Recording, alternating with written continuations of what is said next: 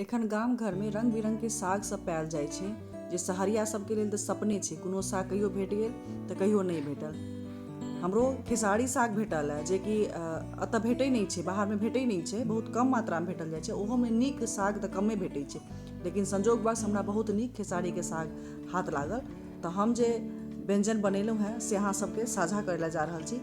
हम खेसारी साग के सन्ना और खेसारी साग के तीमन बनेलहुँ हैं बहुत साधारण तरीका से। तो पहले अहाँ सबके तीमन देखाबै छी। खेसारी साग के तीमन बनाबे के लेल हम मुँह पर का जे टुस्सी होइ छै, मुँह पर का एकदम कोमल साग होइ छै से हम खोटि के लेने छी और बाकी के हम फेंक देलिए। ऐसे जल्दी बनि जाइ छै और ई बहुत नीक स्वाद आबै छै। एकदम ताजा खेसारी के साग अछि। एकटा आलू लेलहुँ हैं, एकटा टमाटर। एकरा कुकर में बना रहल छियै कियाकि खेसारी के साग के जते बढ़िया से सिद्ध हुए तते स्वदगर छै। ओना लोहियो में बना सकै छी, लेकिन हम कुकर में बना रहल छी।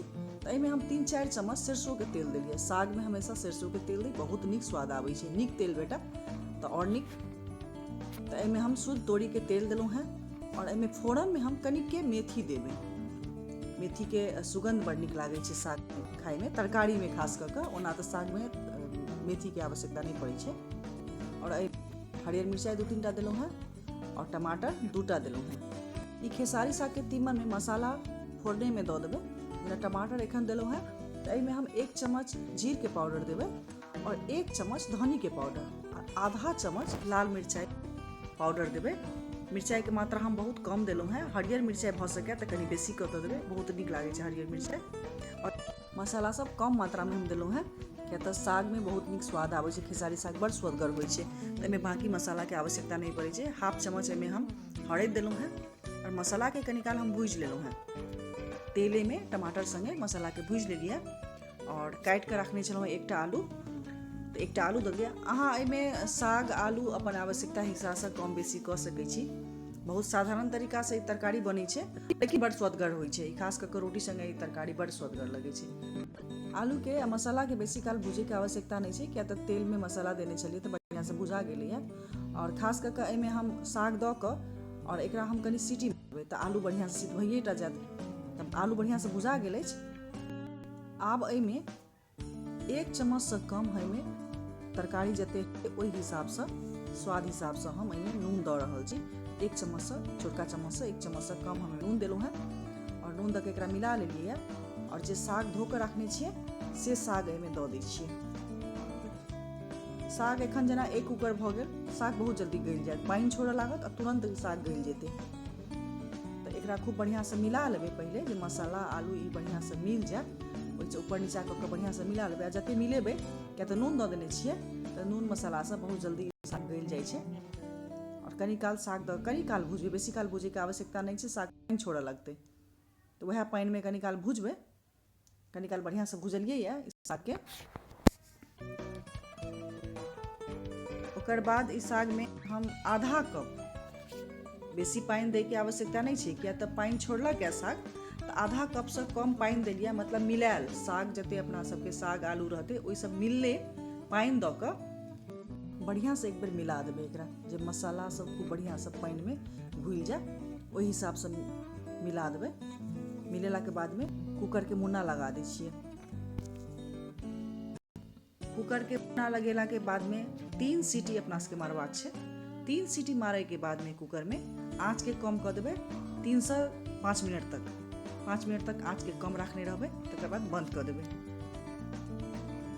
बहुत नीक से सिद्ध भऽ जाइ छै। कोनो भी साग हुए दालि कोनो भी चीज जखन सीटी लगला के बाद में कनी आँच कम यदि दै छियै, ओकरा 2 से 3 मिनट अगर छोड़ि दै छियै तो खूब बढ़िया से सिद्ध भऽ जाइ छै। कुकर के प्रेशर निकलला के बाद में तीमन के खूब बढ़िया से मिला लेलिए। देखियो कते नीक से साग बढ़िया से सिद्ध भऽ गेल अछि। आलू तऽ सिद्ध भइए टा गेल अछि और सागो खूब बढ़िया से मिलल, मसाला टमाटर खूब बढ़िया से मिल गेल। बहुत स्वदगर तरकारी बनल अछि। ई तरकारी के अहाँ रोटी संगे या भात संगे खूब प्रेम से खा सकै छी। बहुत स्वदगर ई तरकारी लागत, अहाँ सब जरूर एक बेर बनाउ। एखन किछे दिन खेसारी साग भेटै छै, बाद में खेसारी साग भेटबो नहीं करै छै। एक बेर जरूर अहाँ सब ई बनाउ तीमन, बड़ स्वदगर लागत। तहिना स्वदगर सन्ना होइ छै। हम सन्ना जे बनेलहुँ हैं से अहाँ सबके साझा करै छी। बहुत साधारण तरीका से बनै छै आ तहिने स्वदगर होइ छै। ई रोटी के संगे एते नीक लागै छै और खास बात छै अहाँ 4-5 दिन ई साग के राखि सकै छी। तो खेसारी साग के सन्ना बनबै के लेल खेसारी साग के पहले खूब मिही के कतरि लेलियै है। इहो साग जे हम लेलहुँ हैं मुँहे पड़का लेने छी, बेसी मोटकर मोटकर जड़ि वाला सब अबैत रहै छै ओ सब नहीं लेलियै। साग के हम खूब बढ़िया से छाँटलियै है आ तब ओकरा हम कटलियै है, धो के कटलियै है, कतरि लेने छी। एकरा कुकर में दऽ देलियै है। कुकर में देला के बाद में कनिके पानि देलियै। हम अहाँके 4 से 5 चम्मच एहिमे हम पानि देलियै। किया तऽ खेसारी साग पानि छोड़तै, लेकिन पहिलुका जे छै आँच पर जे देखल तखन पानि नहीं छोड़तै। और आधा चम्मच से हम कम एहिमे हम नून देलियै। नून के मिला लै छियै, नून नहीं मिलेबै तऽ ई एकेठम नून रहि जायत। आँच पर चढ़ा कऽ 2 सीटी मारबाक छै अपना सबके। 2 सीटी मारला के बाद में 5 मिनट के लेल कम कऽ देबै। कम केलासँ की हेतै कि खूब बढ़िया से गलि जायत साग और जरत नहीं। तऽ कम करनाइ बहुत आवश्यक छै।